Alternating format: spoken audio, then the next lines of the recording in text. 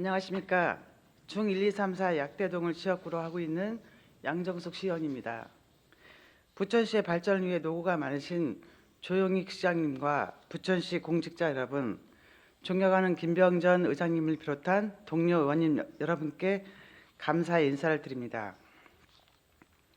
오늘 본 의원은 몇 가지 시정 현안에 대해 질문을 드리고자 합니다. 첫 번째는 부천도시공사 인사체계 전반에 대한 구조적 개선 필요성에 대해서 말씀드리겠습니다. 현재 부천도시공사는 인사체계가 여러 가지 구조적 한계를 가지고 있습니다. 우선 부천도시공사는 9급으로 공개채용을 실시하고 있으며 임금은 공무원 9급 봉급의 83% 수준을 반영하고 있습니다.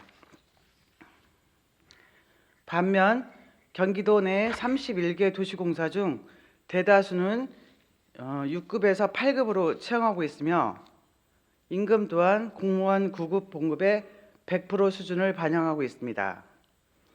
즉 부천도시공사는 채용 직급은 낮고 보수 수준 역시 최하위권이며 임금 체계는 공무원 대비 17% 낮은 구조입니다. 이런 구조는 인재 유입 단계에서부터 경쟁력을 약화시키고 있습니다. 저연차 직원들의 이직 문제도 매우 심각한 상황입니다.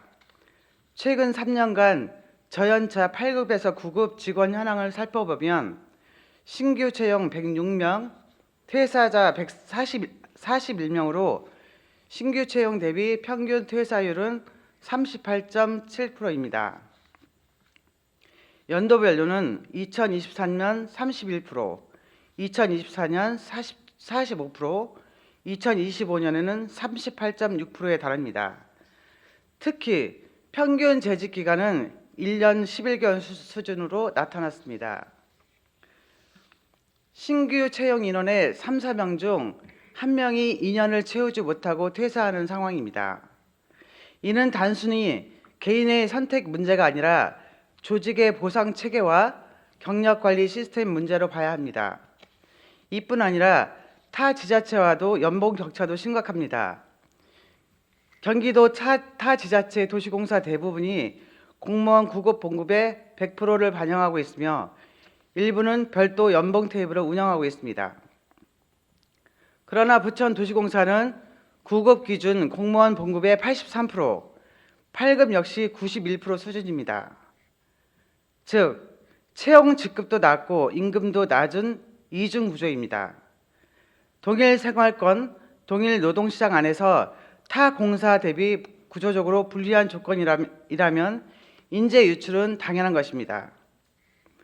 마지막으로 대규모 청년 퇴직이 예정되어 있다는 점입니다. 2026년에서 29년 정년 퇴직 예정자는 총 53명입니다. 향후 3, 4년간 중견 인력의 대규모 이탈이 예정되어 있습니다.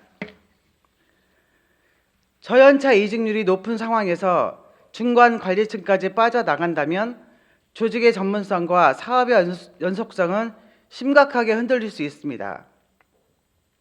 부천도시공사는 도시개발, 스마트 도시사업, 공공시설 운영, 체육, 주차, 레포츠 사업 등 전문성과 사업 연속성이 핵심인 조직입니다. 그러나 현재 구조는 낮은 채용 직급, 낮은 보수 수준, 높은 저연차 퇴직률, 그리고 예정된 대규모 정년 퇴직이라는 4가지 위험 요인을 동시에 안고 있습니다. 이는 단순히 인사 문제가 아니라 공기업의 지속 가능성과 직결된 경영 리스크입니다. 이에 시장님께 묻겠습니다.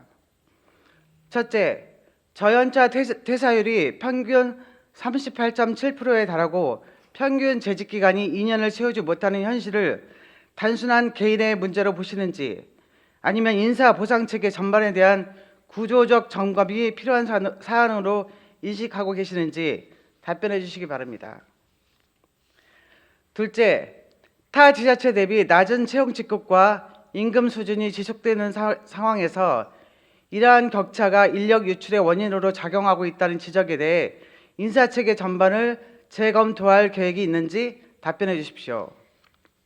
셋째, 향후 5년간 정년퇴직이 예정돼 있는 상황에서 저연차 이직 증가와 중견 인력 이탈이 동시에 발생할 경우 조직의 전문성과 사업 연속성에 미치는 영향을 어떻게 평가하고 계신지, 그리고 이에 대한 종합적인 검토와 대응 방향을 마련하고 있는지 묻고 싶습니다. 본 의원은 특정 방안을 제시해 달라는 것이 아닙니다. 현재 나타나고 있는 수치와 구조적 문제에 대해 집행부가 문제의식을 공유하고 있는지, 그리고 이를 종합적으로 점검하고 재설계하려는 의지가 있는지를 묻는 것입니다. 시장님의 책임 있는 답변을 요청드립니다.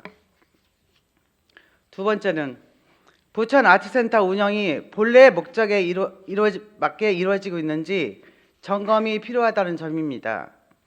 부천 아트센터는 정권에 따라 시민의 문화복지 구현을 위해 운영되며 사업 범위에도 공연예술진흥뿐만 아니라 작품 전시 활동과 그 보급이 명시되어 있습니다.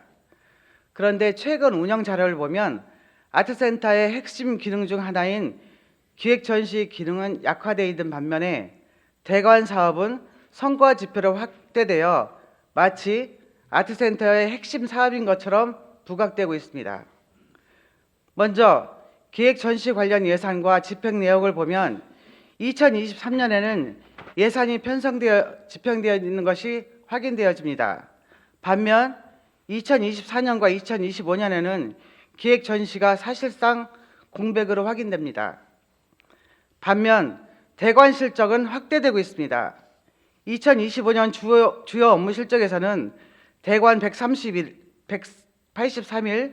대관료 수입 3억 3,798만 원으로 목표 대비 150% 달성, 공연장 가동률 50% 등을 성과로 제시하고 있습니다.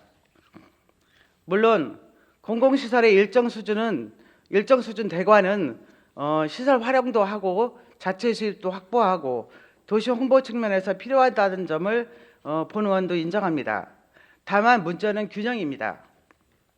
아트센터는 본래 목적에 따른 운영이 중심이 되어야 합니다. 또 한 가지, 대관료 감면 규모가 매우 큰 부분도 확인됩니다. 2025년의 경우 감면 금액이 대관료 수입을 상회합니다. 2025년 행정세무감사 자료에 따르면 전체 대관료 수입이 약 3억 4,300만 원인데 감면 금액은 5억 9,500만 원으로 더 큽니다. 대관료 감면 규정이 정해져 있는 만큼 규정에 따라 합리적이고 투명하게 운영되는지 점검이 필요합니다. 이에 시장님께 질문드립니다. 첫째, 부천 아트센터의 본래 목적 사업 중 특히 기획 전시가 약화된 사유가 무엇이며 이를 정상화하기 위해 중기 계획과 예산 편성 계획이 있는지 답변해 주시기 바랍니다. 둘째, 드라마, 광고 등 촬영 대관 확대를 홍보 효과로 제시하고 있는데 촬영 대관이 시민 이용과 공연장 운영과 충돌하지 않도록 우선순위에 따른 운영 체계가 마련되어 있는지, 그리고 향후 이를 어떻게 보완 관리해 나갈지 답변해 주시기 바랍니다. 셋째, 대관료 감면이 대관료 수입을 상회하는 구조가 나타난 만큼 감면이 공공 목적에 부합하도록 감면 기준과 절차 적정하게 운영되고 있는지, 그리고 향후 감면 운영의 적정성을 점검하고 개선할 계획이 있는지 답변해 주시기 바랍니다. 시장님, 부천 아트센터는 단순한 대관 시설이 아니라 도시문화 정체성과 시민 복지를 구현하는 공공문화기관입니다. 대관이 필요하더라도 본래 목적 사업이 중심이 되도록 운영의 균형을 바로 잡아주시기 바랍니다. 이 밖에도 어르신 일자리, 부천 판타스틱 영화제, 일기 신도시 재건축, 작은 도서관 운영에 관하여 질문을 서면으로 제출하였으니 답변해 주시기 바랍니다. 이상으로 시정 질문을 마치도록 하겠습니다. 경청해 주셔서 감사합니다.